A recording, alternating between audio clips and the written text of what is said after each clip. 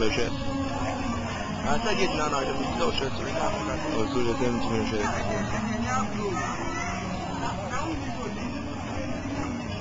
Ba din kai sun tsara kai.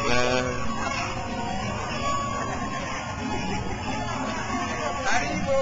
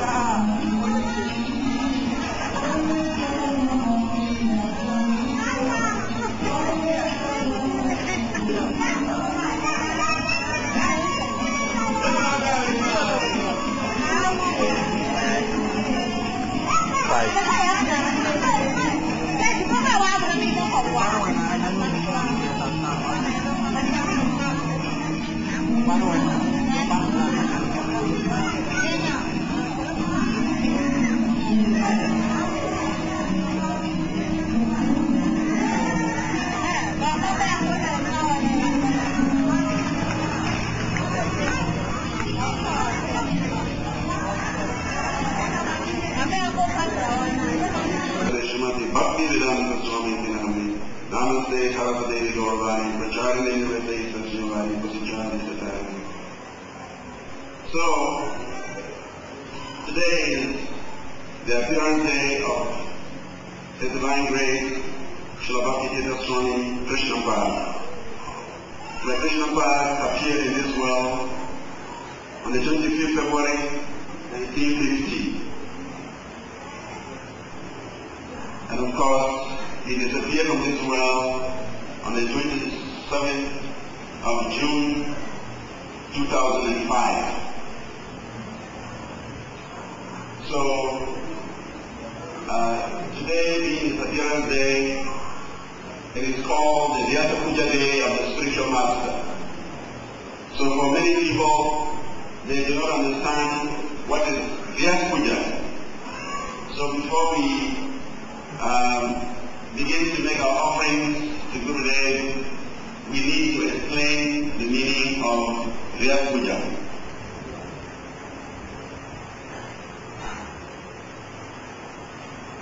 It is said that now when one is trying to acquire knowledge or acquire some skill, whether it is in the field of medicine, whether it is in the field of law, whether it is in the field of administration, whether it is in the field of music or engineering, or whatsoever field one wants to acquire some skill, it is the quickest way is to approach an experienced personality, professional of that field. One may try to learn from books, one may try to learn from other sources, but that process takes a long time. If one decides to become a lawyer by reading books, it will take him many more years. But if somebody decides to become a doctor, a medical doctor, by reading medical books, it will take him a long time. But if one takes shelter of a professional doctor or a professional lawyer who has gone through the bar, who has gone through the experience, he can easily coach him in a very fast manner. He can acquire the skill or the knowledge of that particular profession. So similarly, in the field of spiritual science, in Bhakti Yoga, the same principle is there. You cannot just read books and become self-realized. You cannot read books and just know God. You cannot read books and become exalted. It's not possible. You may have some idea of the knowledge of devotional service. or the knowledge of spiritual life. But you need an experienced teacher to show you how to do it. And that experienced teacher is called Guru, Sri Guru, the spirit among the DBT book party devotees who were traveling around America at the time, placing books, Prabhupada's books in libraries, and later they expanded their preaching into Europe and then also into the Eastern Europe behind the Iron Curtain. That was the communist bloc. So eventually in 1979,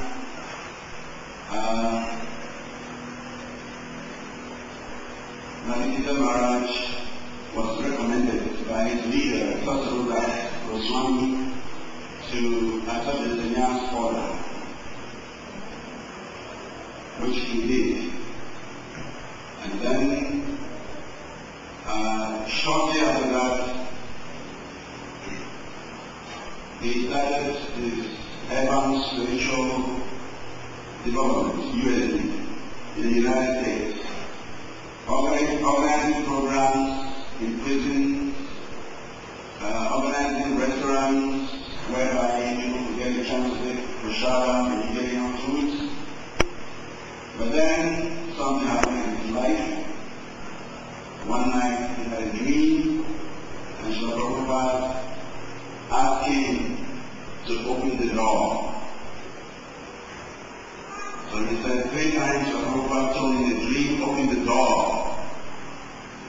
And when he opened the door, many people came into the house, Srila Prabhupada's house.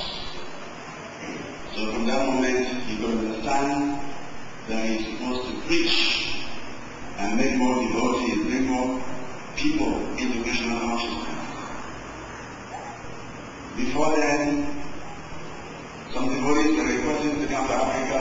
My grandmother from Muna wanted him to come to Africa, but he was reluctant. But when he had that dream, it was clear to him that Srila Prabhupada wanted him to come to Africa. So in 1980, he asked to leave aside his USD Urban Spiritual Development Program in the United States and planned for Africa. And his presence in Africa was very, very 1980 to 2004. To 2003. He came here last 2003. At the time he came, we had no temple. There was no temple in West Africa. The devotees, btswami and some other devotees, they only had a small place in Surulere, in Lagos, Nigeria. A small flat where they were staying and they were preaching. They were doing food distribution. Every day they used to go down to CMS, the central part of Lagos, where there's a lot of crowds, and they will stand there and distribute books. So, but as soon as he arrived and they started in this street Sankirtan, then people started visiting. The devotees started reading the books and started visiting them where they were. And eventually they realized that the place was so small and they could not run a temple there. So they started approaching some Indian company to help them with a bigger place so that they can start accepting devotees and training them.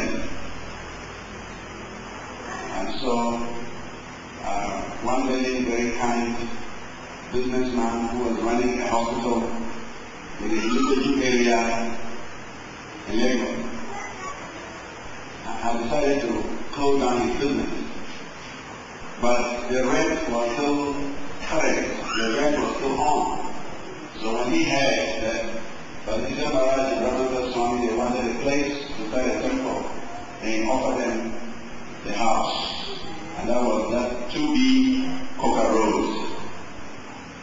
And that is how the first temple in West Africa started.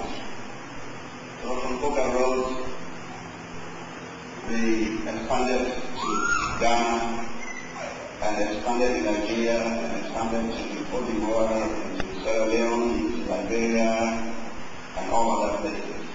And today we have so many temples in West Africa. So that is the personality that took birth